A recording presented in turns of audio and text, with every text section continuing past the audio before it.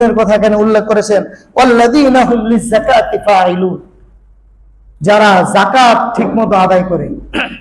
এই বিষয়টাও আমাদের থেকে এখন অনেক যোজন মাইল দূরে চলে গেছে। যাকাত ঠিকঠাক মতো আদায় করা হয় না।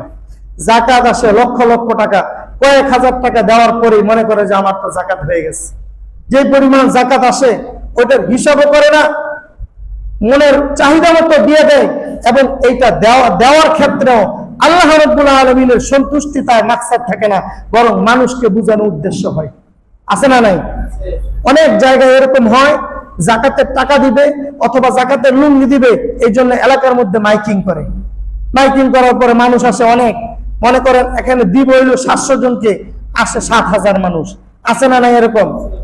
700 জনকে দিবে, দেখা গেছে যখন দেওয়া শুরু করছে, কার আগে কে নিবে এভাবে ধাক্কাধাক্কি করতে গিয়ে 3 জন মারা, 3 জন মারা গেছে।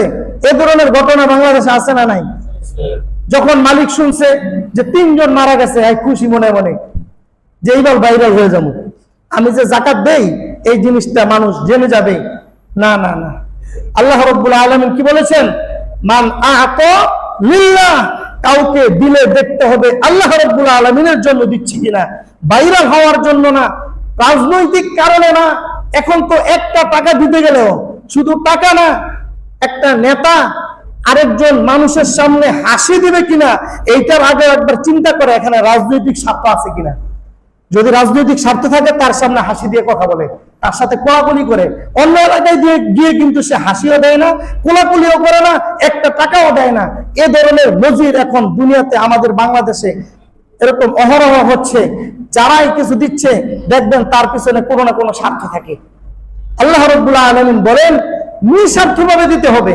রাসূল বলেন পরিপূর্ণ ঈমান হওয়ার জন্য আল্লাহর জন্য দিতে হবে।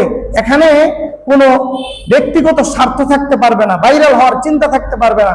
যাকাত আদায় করার ক্ষেত্রে একই। তো দেখা যায় 3 জন মারা যায়, বলে যে সামনের বছর আরো বেশি এলাকা জুড়ে মাইকিং করব, আরো বেশি মানুষ আসবে, আরো বেশি মানুষ মারা যাবে, আমি মানুষের কাছে আরো পরিচিত হয়ে যাব। বলেন নাউযুবিল্লাহ। এ ধরনের মন মানসিকতার বড় লোক আমাদের বাংলাদেশে আছে না নাই? আরে যাকাত দিতে হবে একমাত্র আল্লাহর সন্তুষ্টির জন্য, এবং আল্লাহ রাব্বুল আলামিন যেভাবে দিতে বলেছেন সেভাবেই দিতে হবে। যদি সেভাবে দেওয়া যায় তাহলে আমি পরিপূর্ণ মুমিন হওয়ার ক্ষেত্রে একটা ধাপ আমি এগিয়ে যেতে পারবো। 4 নম্বর